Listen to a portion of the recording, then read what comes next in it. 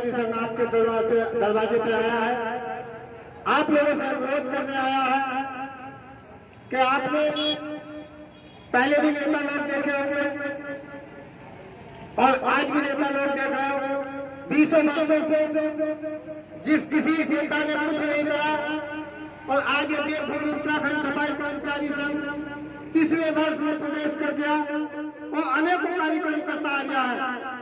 सम्मानित साथियों, कर्मचारियों की दुनिया तो वही समझेगा जो वर्तमान में कर्मचारी होगा। मैं खुद सफाई कर्मचारी पद पे हूँ, इस संघ के प्रदेश अध्यक्ष वो भी सफाई कर्मचारी पद पर है। इस संघ के वरिष्ठ उपाध्यक्ष भाई अजय बन्नू जी एक सफाई कर्मचारी के पद पर है। सम्मानित साथियों, कर्मचारियों की दुनिया तो वही समझेगा जो कर्मचारी होगा। सम्मानित साथियों, मैं सबसे ज्यादा खेत खदाई करता हूँ स्वस्थ समिति संविदा और ठेके पट्टा का काम करने वाले लोगों का, उनका जो उत्पीड़न हो रहा है उसको ध्यान में रखते हुए ये संघ आपके नगर पालिका खटीमा में प्रवेश कर रहा है और आप लोगों से अनुरोध कर रहा है तो एक बार मात्र एक बार इस उत्तराखंड सफाई कर्मचारी संघ को अपना सहयोग दीजिए। फिर आगे देखिए इस सरकार के ईट से ईट लगाने की ताकत न रखते, सिर्फ आपका सहयोग चाहिए, सिर्फ आपका सहयोग। मैं आपको विश्वास दिलाता हूँ हम दिखने वाले नेताओं में से नेता होंगे। आपको विश्वास दिलाता हूँ कि जिस दिन हम जीत के आएंगे उस दिन नगर पालिका खरीदने में आपके पास जरूर हाथ जोड़ के आएंगे और आप उस टाइम हमारी फूलों की वार्ता करते होंगे। सम्मानित साथियों, विश्वास कीजिए, आज तक आपको अपना विश्वास खोया है अपना नेताओं में, लेकिन हम आपको विश्वास दिलाते ना हम आपसे 1 रुपये चंदा मांगेंगे ना अपने घरों पर खाना खाएंगे। हमने प्रण किया है कि हम आपको सहयोग करेंगे। धन्यवाद साथियों।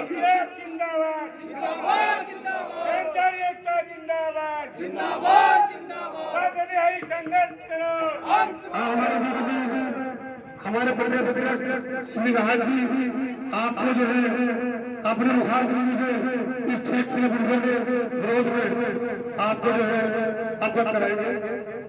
धन्यवाद। देवभूमि उत्तराखंड सफाई कर्मचारी संघ के वरिष्ठ उपाध्यक्ष जी इस सभा का संचालन कर रहे थे। मैं इस मंच के माध्यम से आपका धन्यवाद करना चाहूंगा।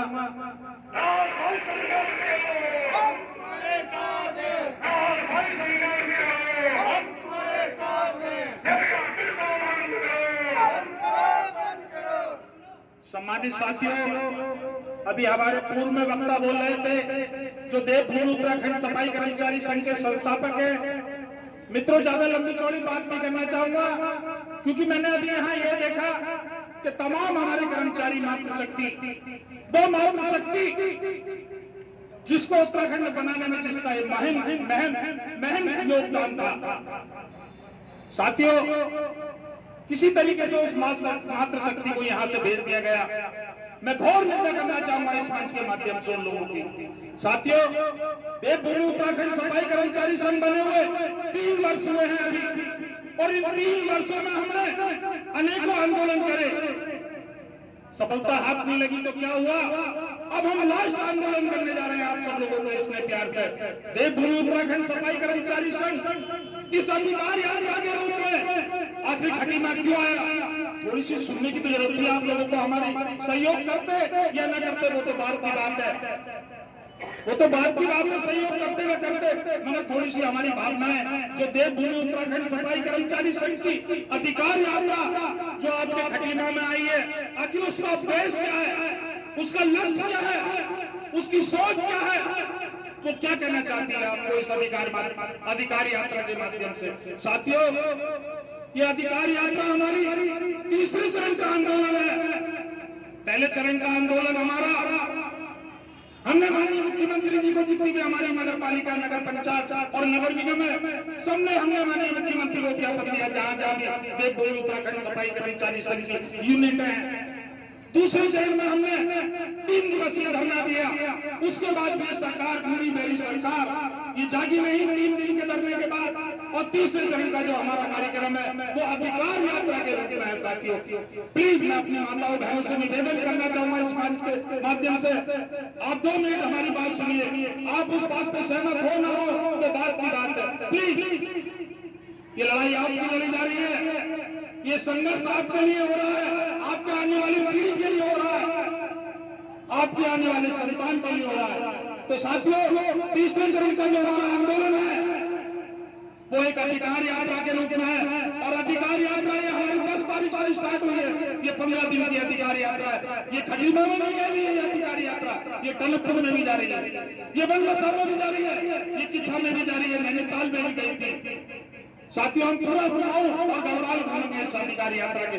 हम सरकार को दिखाना चाह रहे हैं कि आखिर इस राज्य को सफाई के कार्य से ठेका मुक्त क्यों नहीं करा जा रहा। साथियों, हम सरकार को ये जताना चाहते हैं कि सफाई के कार्य को ठेका मुक्त करो। दूसरी मांग है हमारी मित्रों, मातृशक्ति जो वर्षों से काम कर रहे चले आ रहे हमारे स्वच्छता समिति सविता और सोचिंग में, उनको नियमित करो। साथियों, ये आवाज पूरे उत्तराखंड से मिल रही है। साथियों, हमारा ये निवेदन है आपके द्वार पे कि आप लोग हमारा सहयोग करिए। हम नहीं मानते इस चीज को। आप किसी भी संगठन में आस्था रखते हैं, किसी भी संगठन से जुड़े हुए, एक दफा मात्र एक दफा उत्तराखंड सफाई कर्मचारी संघ पर आस्था रखिए। आपने देखा होगा, आप लोग कई लोग, मैं इस मंच के माध्यम से बताना चाहूंगा, कई लोग व्हाट्सएप से फेसबुक से जुड़े होंगे हम लोगों से। आपने देखा होगा जिस दिन से ये उत्तराखंड सफाई कर्मचारी संघ की स्थापना हुई है, उस दिन से कंटिन्यू हम जिला स्तर को या मंडल स्तर को या प्रदेश स्तर को हम लोग आंदोलन करते चले आ रहे हैं। साथियों, और ये लास्ट हमारा आंदोलन है, ये आर पार की लड़ाई लड़ने का हमने मन बनाया है। और 1 मई को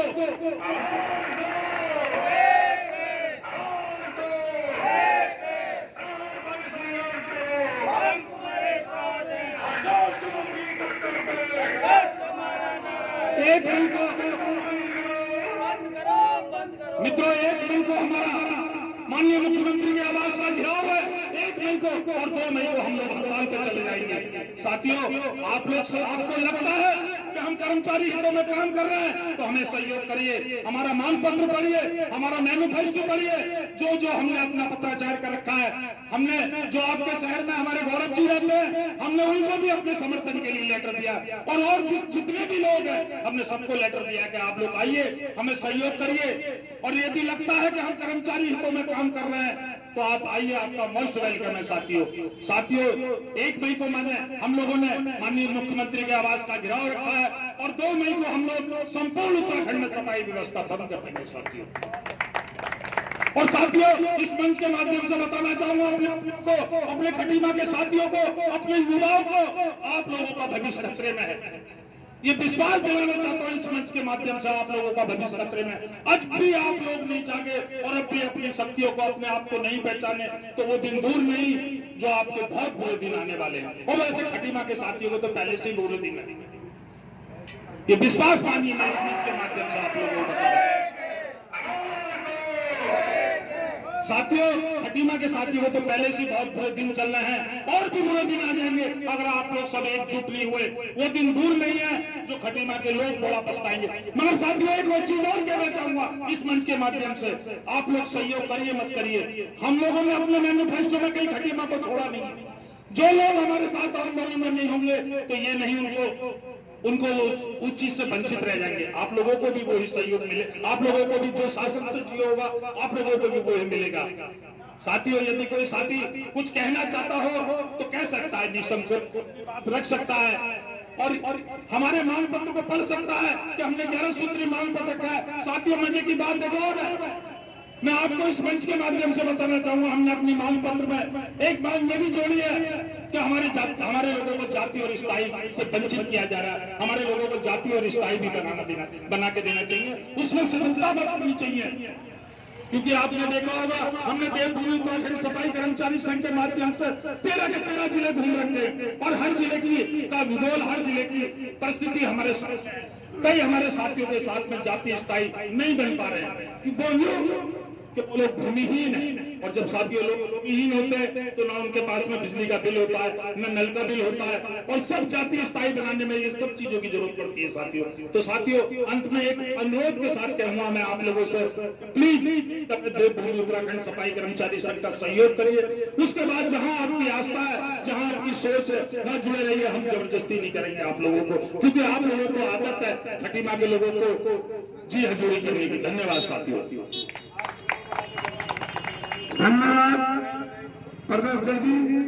अब मैं खटीमा के जो यहाँ पर मौजूद लोग हैं, जिन्होंने इस शोभा यात्रा का, जो हमारी अधिकार यात्रा का जो सम्मान किया है, हमारे बीच में संजय जी मौजूद हैं, जो 2 शब्द कर इस शोभा यात्रा के और अधिकार यात्रा के बारे में कह सकते हैं। आइए भैया।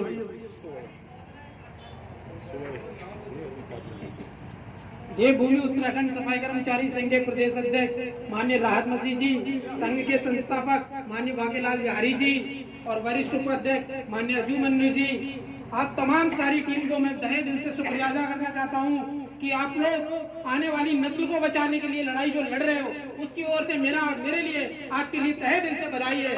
दोस्तों, मैं एक दिन फेसबुक पर एक फोटो देख रहा था कि आजकल उत्तराखंड के जंगलों में आग लगी है। उस आग में एक पक्षी थी, चिड़िया थी। वो चिड़िया अपने अंडों को बचाने के लिए रात दिन प्रयास कर रही थी। आखिर क्या हुआ?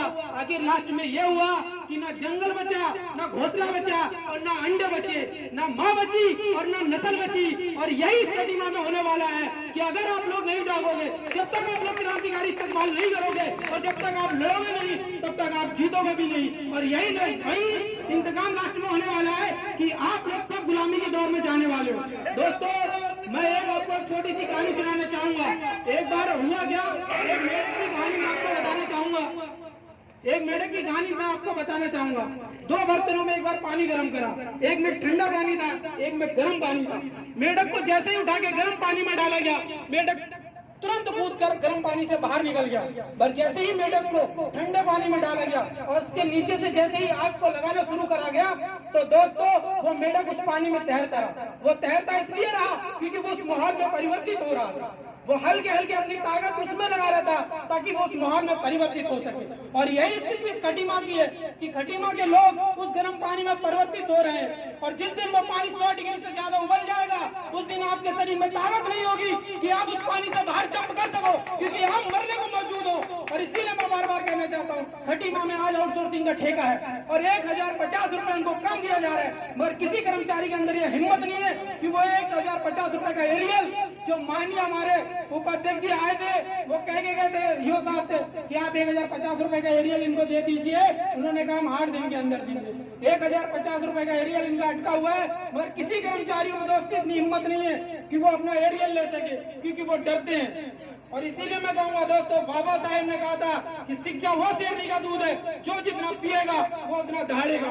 मैं लास्ट में अपनी बात को इसी तरह से खत्म करूंगा कि एक शेर है कि न संघर्ष न तकलीफ तो क्या मजा है जीने में, और अच्छे अच्छे तूफान रुक जाते हैं जब आग लगी हो सीने में। अध्यक्ष जी, आपने इस आग को लगाया है, आप इस आग को लगाए रखना, क्योंकि ये जो ठेका पड़ता है ये नस्ल को बचाने की लड़ाई है और हम आपके साथ कंधे से कंधा मिला के लड़े हैं। इसलिए हम जय भीम और आपका इस्तेमाल करते हैं, क्रांतिकारी इस्तेमाल करते हैं। तो मेरे साथ नारा लगाना, ठेका प्रथा बंद करो।